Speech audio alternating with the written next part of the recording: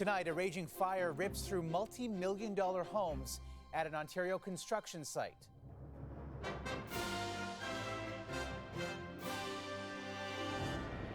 The battle against wind-fueled flames. We cut it off from spreading into occupied homes. A subdivision left in smoldering ruins.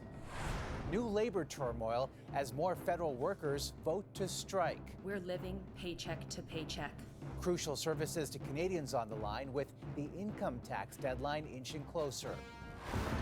Plus, a long-awaited end to a grueling escape. We are happy. I cannot express it in words. An Afghan family hunted by the Taliban finally arrives in Canada.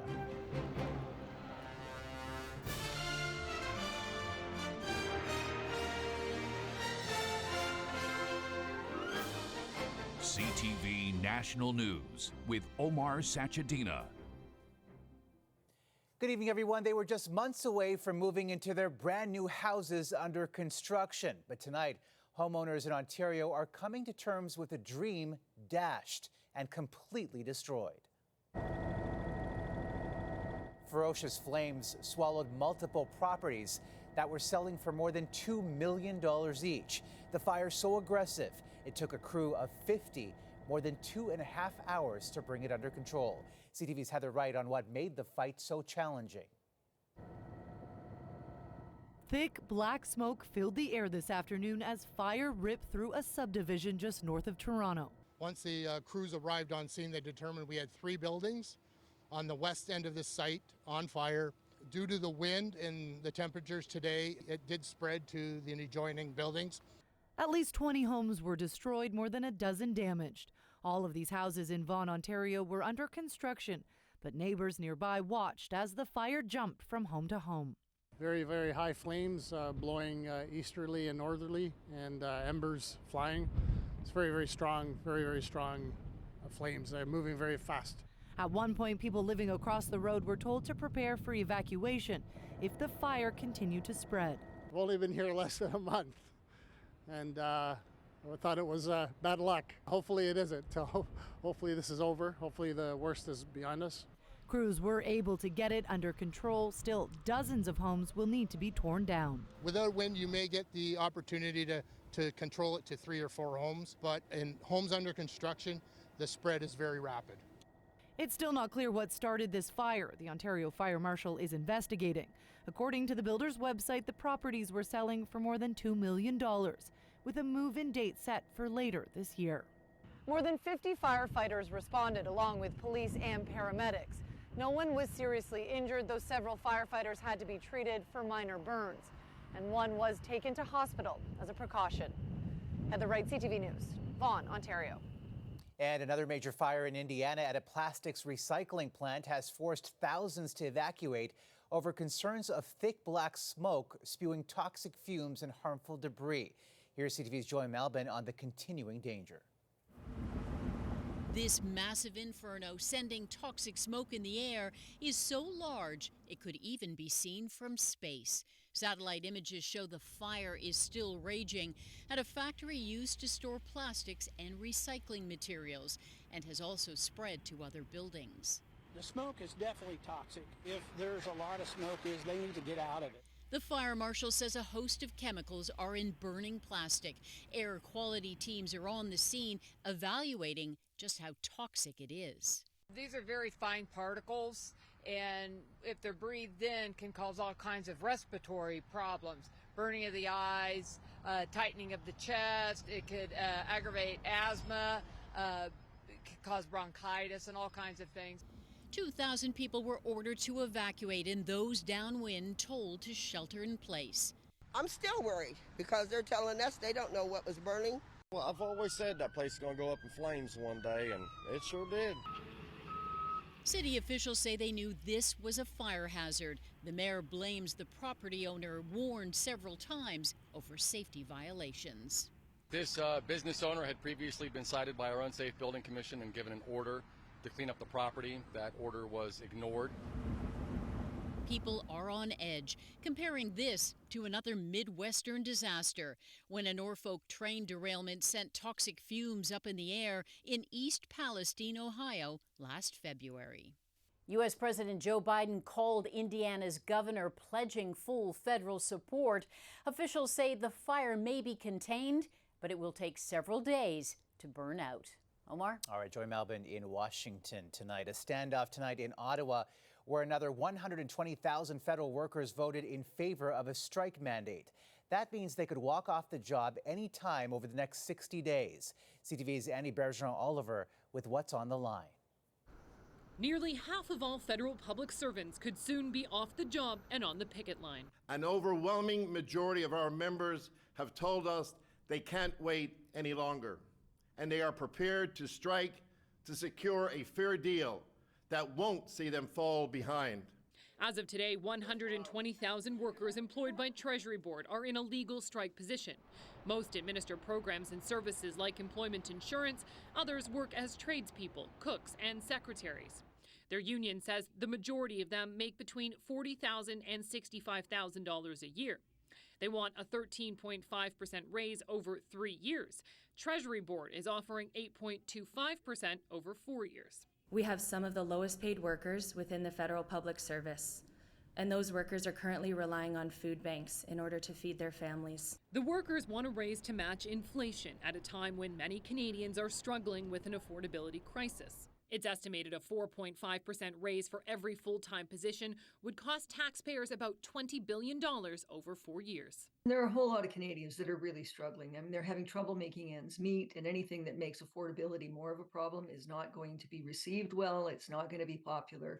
The pressure is mounting on the federal government to strike a deal. On Friday, more than 35,000 Canada Revenue Agency workers will be in a strike position too, just weeks ahead of a tax filing deadline. It's really important that that happens at the collective bargaining table. That's where the best and the right deals get done, and that's why we're going to continue to engage in a constructive way at the bargaining table. The Canada Revenue Agency won't say whether it will extend that May 1st deadline or waive any fees for late filing. Omar? Just over 2 weeks away. Any thanks. Another number many were watching today, the Bank of Canada's interest rate decision. For a second straight month, the central bank kept its key rate at 4.5%. We are encouraged inflation is declining, and we are seized with the importance of staying the course and restoring price stability for Canadians. Let's bring in BNN Bloomberg's John Ehrlichman now. John, if the bank is encouraged that inflation is moving back toward the 2% target, then why did it not cut rates today?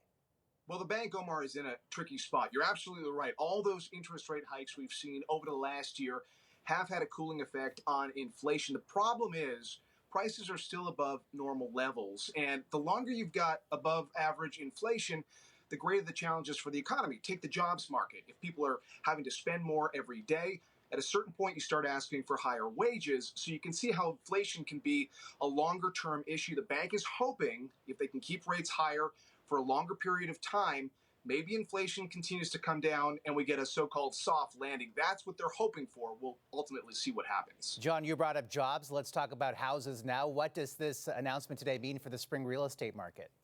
Well, the reality, Omar, is that borrowing costs are still high, so that's going to be challenging for people who were having issues with affordability. Do renters who were looking at the housing market want to step in? Do sellers want to put their homes on the market? We'll see what happens. But to your point, Omar, about jobs, the jobs market is still relatively healthy. That is certainly a good thing for anyone who is looking for a home right now. All right, John Ehrlichman, thank you so much for this tonight. Japan has lifted an evacuation order for the 5 million residents of Hokkaido after an emergency warning system error. The alert had predicted that a ballistic missile launched from North Korea would fall near the island. And while a missile was launched, Japan's prime minister said it did not fall in his country's territory. A plane filled with 300 people escaping very real threats from the Taliban landed in Toronto today. That pushed the number of Afghans who have resettled in Canada since the Taliban takeover past 30,000. And the government says it will reach its goal of 40,000 by the end of the year. CTV's Geneviève Beauchemin on one family's long-awaited arrival. An exhausting journey nice to see you. Has made way to new beginnings in Canada for the Kateb family. They arrived in Toronto after more than a year and a half on the run, planning, dreaming of this moment. Over the course of 4.5 decades, which is my life, I never experienced peace and prosperity. And then I feel that as well in the first day. 34, 35. We've been chronicling the Kateb's escape from the Taliban since the fall of Kabul in August 2021. Hello, how are you? I'm fine. For weeks, the family of 5 hid in shelters, dodging death threats from the Taliban. They were targeted because of Reza Kateb's support of Canada's role in Afghanistan for his work promoting education and gender equality. After several failed extraction attempts and narrowly escaping a bombing, they made a harrowing dash into Pakistan. So nice to meet you. Where we caught up with them in November. For thousands of Afghans, Pakistan was to be just a stop on the road to freedom in Canada. But many have been trapped while Ottawa processes their applications.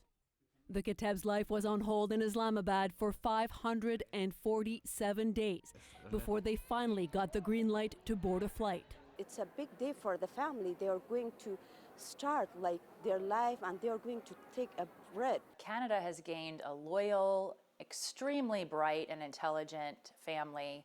American journalist Jessica Stone met Kateb in 2009 covering conflict in Afghanistan.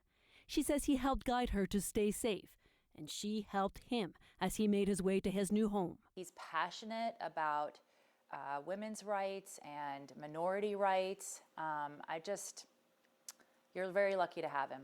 While 300 more Afghan refugees have arrived here in Canada, the Katebs hope the thousands still left in limbo won't be forgotten. They're grateful Canada has finally welcomed them. A window of opportunity has now opened for my children, says Gullifer's Kateb. To 13-year-old Timur Beg, that's a license to hope that one day he will be a doctor. Making people healing people. But for now, the first few days in Canada are for child's play, for feeling safe, finally. Geneviève Beauchemin, CTV News, Toronto. What an incredible journey. And Prince Harry will soon make his own journey back home for the King's coronation next month. But his wife and children will not join him. Buckingham Palace said today it is pleased to confirm that the Duke of Sussex will attend, but added the Duchess of Sussex will remain in California with Prince Archie and Princess Lilibet. CTV's Danielle Hamamjian is following this story from London tonight. Danielle. Omar, this will be one of the most important days in Charles's life, and we now know he'll have both his sons there. Harry's not seen his family since Her Late Majesty's funeral back in September, and a lot has happened since. The release, of course, of the Netflix documentary and the release of his tell-all memoir in which Harry describes in detail private conversations he's had with his brother and father. There are revelations in that book that left them both with a deep sense of betrayal, and the fact that Meghan isn't joining him surely speaks to the fact that things are still on ice. From the perspective of the palace, let's face it, there's probably relief. There won't be a media circus around the couple. Could this lead to reconciliation? Well, there is a trust issue there, but it's also the last big royal event we'll see for a long time. It's possible, but unlikely Harry will be part of the procession. He's also not a working royal anymore, so don't expect him to be on that balcony with the rest of the family. Omar. The coronation on May 6th. Danielle, thank you. Joe Biden returned to his roots in Ireland today for the first time as U.S. president.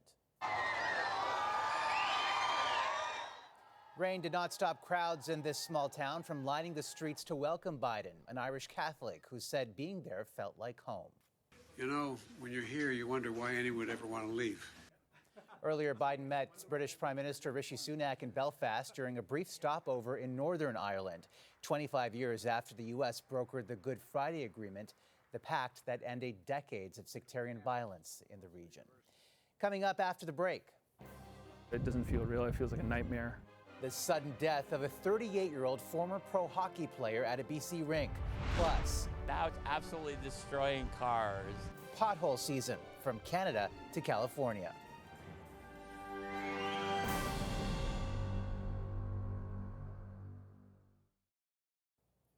A former NHL player from BC has died of a heart attack on the ice during a rec league game. Ray Sawada was just 38 years old. He was also a firefighter and provided the motion capture talent for NHL video games. CTV's Shannon Patterson on the sudden tragedy. Before he was a husband and father of two, before he became a Burnaby firefighter, Raymond Sawada made it to the big league. A standout forward with the Richmond Sockeyes in the early 2000s, Sawada was drafted by the Dallas Stars and played 11 NHL games. It was wonderful to see him play in the NHL and reach that dream. At 38 years old, hockey was still a big part of his life. Sawada coached his daughter's teams and was playing rec league at the Richmond Ice Center Monday night when he went into sudden cardiac arrest on the bench. Teammates, who were also first responders, performed CPR and shocked his heart with a defibrillator. Paramedics said the group did everything they could in their power to assist, and it just wasn't meant to be. Just so sad. The shock is real. It doesn't feel real. It feels like a nightmare. I mean, the family is devastated, crying beside themselves. It really feels like a hole that just can't be filled for the rest of our lives. I really miss him. I really miss him. A close friend created this GoFundMe Tuesday afternoon for Sawada's family with a goal of $50,000. A day later, nearly $250,000 has been donated. The Richmond Sockeye alumni and avid volunteer will be honored by his former team. We're going to put a scholarship in Ray's name. We have an awards luncheon this weekend, so we're going to recognize Ray. We're also going to retire his jersey. As for his other legacy, his two little girls. We're going to make sure that his daughters will remember what kind of man he was, and we're going to carry that on for him. That's 100%. Shannon Patterson, CTV News, Richmond. Today marks the 43rd anniversary of the start of the Marathon of Hope. Terry Fox has run across Canada to raise money for cancer research. This year, the Terry Fox Foundation partnered with Canadian actor Reynolds to launch the Dear Terry campaign, inspired by letters from Fox's supporters. Since February, the foundation says it has raised more than $1 million from shirt sales. A great Canadian partnership. Still ahead. Oh my God, there's an active shooter there. Oh my God. 911 calls released after a gunman storms a bank.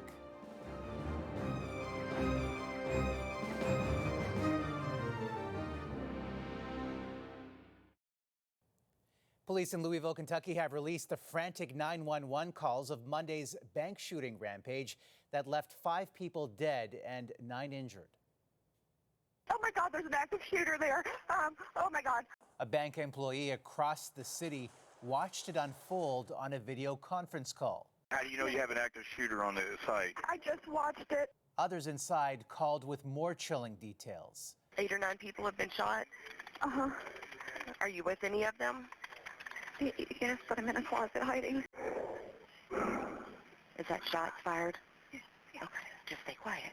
There was also a call from a woman saying she was the mother of the gunman, a bank employee who was shot and killed by police. This is his mother. I'm so sorry. I'm getting details secondhand. I'm running to it now. Oh, my Lord.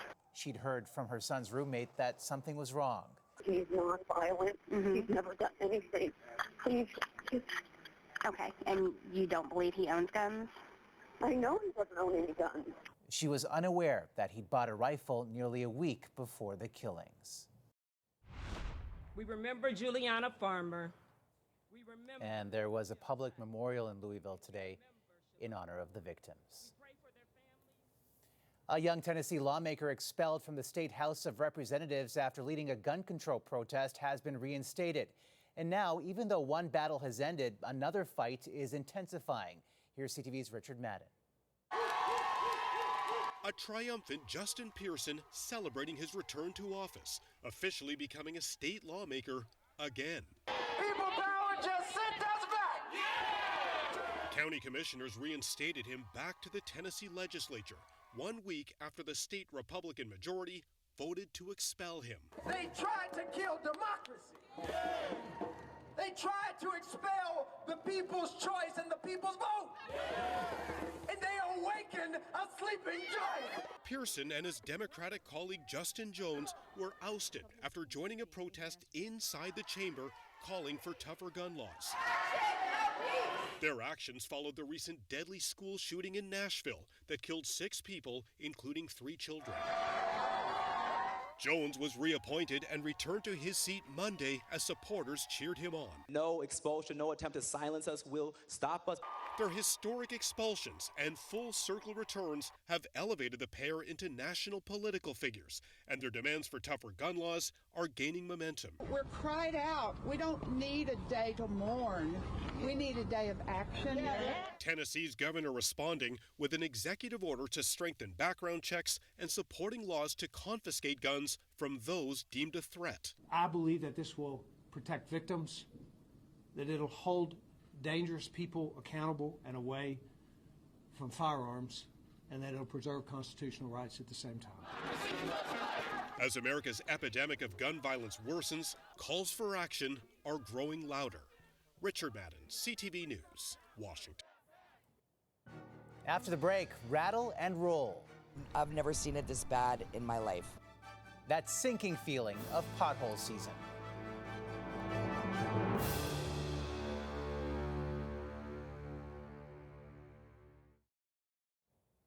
Potholes are plaguing the prairies this time of year, with the city of Winnipeg racking up hundreds of crater-related complaints from drivers.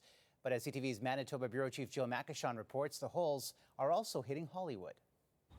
When the teeth-chattering winter ends in Winnipeg, the bone-rattling pothole season begins. But this gets worse every year, and now it's absolutely destroying cars. Oh my God, oh my God. On one side street, city workers marked a pothole with a caution cone, and then it was swallowed up too. You couldn't see the cone, so then my husband moved it over. And then he put the caution tape himself and the sandbags to hold the cone to hopefully give people a warning. This spring, like so many others, drivers are singing the same refrain. Let me tell you, I've never seen it this bad in my life. They're bad every year, but this year they're really bad. And this morning I saw a guy do it, and he went in, and I thought he had broken his axle. He went so deep. And if you can dodge the holes on one particularly bad stretch of road, there's a cheap burger in it for you. McDonald's is finding clever advertising in this springtime adversity. Usually a cold city problem, not this year. In California, torrential rain this past winter has ravaged roads and opened potholes. Fed up, this one was terminated by Arnold Schwarzenegger himself. For 3 weeks I've been waiting for this hole to be closed. And, Thank you, bye. On the prairies, patchwork is also underway, and this isn't an easy fix. Expect the pothole problem to last into May. Jill Makashon, CTV News, Winnipeg. Roulette with the tires every single time. And that is a snapshot of this Wednesday for all of us at CTV National News. Thanks for watching. Good night and see you tomorrow.